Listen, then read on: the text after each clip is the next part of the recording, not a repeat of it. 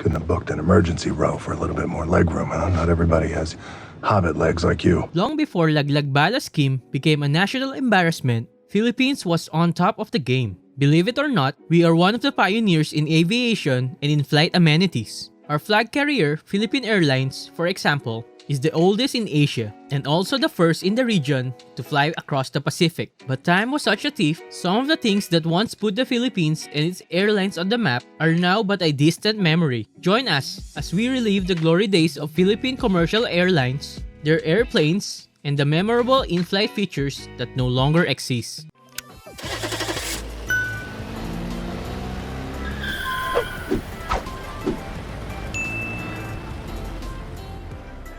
Filipino Team Airline Souvenirs. Here, I got something for you. It's kind of a souvenir. Long before airline souvenirs became synonymous to stuffed toys and die-cast airplanes, PAL was creative enough to sell items we could proudly call our own. A jeepney toy model, for instance, promotes a vehicle created out of Filipino ingenuity. This 1980s souvenir for first-class passengers is no longer around, but you can still buy worn-out copies on eBay if you're lucky enough. Another memorable souvenirs were the playing cards from the 1990s. Glancing through their unique boxes was like visiting a mini art exhibit. Not only did they showcase incredible works of the finest Filipino painters, they also allowed the passengers to get a glimpse of the things that have defined Filipino culture.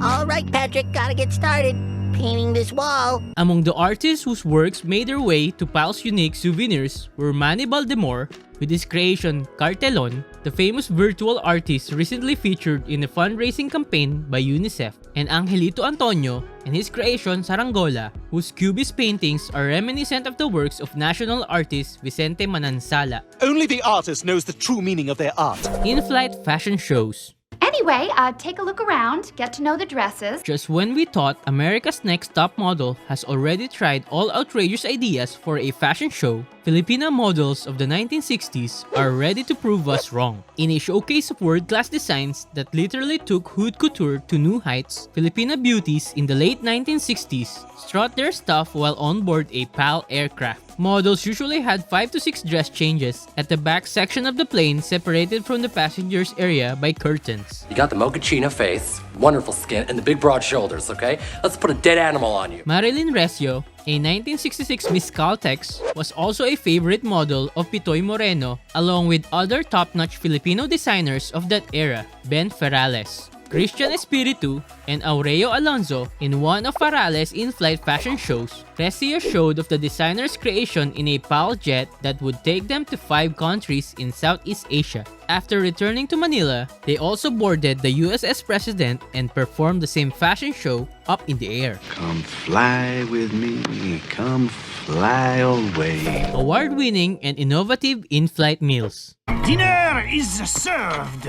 PAL is touted as the first Asian airline, so it's a no-brainer that they were also the first to offer airline foods. In the post-war era, PAL's in-flight meals consisted of a basic stuff as basic as cold sandwiches and coffee kept warm by thermos bottles, and it was all uphill from there. Aside from continental entrees and Philippine delicacies, our flag carrier also added innovative foods on its world-class menu. At this point, the airline was at its best and set the bar high in making airline foods taste like delectable meals from a 5-star restaurant. In 1979, for instance, PAL became the first airline in the world to offer France's La Nouvelle Cuisine, which is a healthful way of using fresh ingredients instead of canned goods in cooking mouth-watering recipes. Delight, flavorful, and exquisite cuisine thrilled the passengers' taste buds, so much so that it was dubbed the best in-flight food in the world by Plessis Gastronomy, a prestigious gourmet publication. Today, however,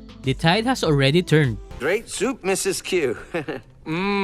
Although PAL is still offering Western, Filipino, and Japanese kaiseki dishes to its business class passengers, the airline foods have lost that oomph factor. They now can't hold a handle to world-class and highly praised in-flight meals offered by the likes of Singapore Air, Qatar Airways, and Turkish Airlines, among others. What does the chef have that's new? Flight attendants wearing Filipiniana uniforms. You folks have everything you need? If those from international airlines can do it, then why can't our FAs create their own identity by wearing Philippines' national dress? Well, if you're talking about Baro't Saya, Philippine Airlines tried it already. Unfortunately, it didn't sit well with those who wore it. The traditional dress probably affected the flight attendants' comfort and efficiency, that PAL later replaced it with a more modern Western-style attire.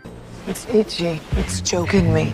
It's not that Philippine Airlines didn't try hard enough. There was a time when PAL had its FAs wear uniforms with a touch of Filipino culture in order to establish our national identity. In 1978, for example, Manila designer Christian Espiritu created Tiboli-inspired uniforms which the FAs wore for 6 years. The Baro't saya became the standard attire in the 80s until the early 90s. A variation of the floral skirt of the 1980s was introduced by Manila designer Chito Antonio in 1991. His creation was a hibiscus decorated skirt in the overlapping style of the native tapis and topped by a dainty kimono. Other well-known designers commissioned by PAL to dress up while its flight attendants were Jose Pitoy Moreno, Pierre Cardin Manil, and Italian designer Renato Balestra.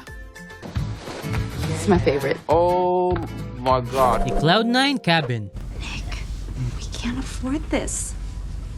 Most of us hate flying because we can sleep even in a semi-sitting position. And that makes us miss the 80s when Philippine Airlines offered its passengers real beds. A far cry from today's Equinox 3D seats that look like hospital stretchers. It started when PAL decided to replace its DC-10s with Boeing 747-200BS in early 1980. The airline deployed the latter, also known as jumbo jets, on flights toward North America, Europe, Australia, and the Middle East. It had since become its flagship aircraft. First-class passengers were given a choice of sleeping arrangements. Recliners called siesta seat for those who prefer to move around in between sleeps, or the innovative Skybeds at the upper deck for passengers who want uninterrupted rest. Both were included in the first-class ticket at no extra cost. To use the Skybeds, a passenger had to climb the staircase leading to Cloud9 upper deck. Once there, you had a choice to sleep in one of the 14 Skybeds,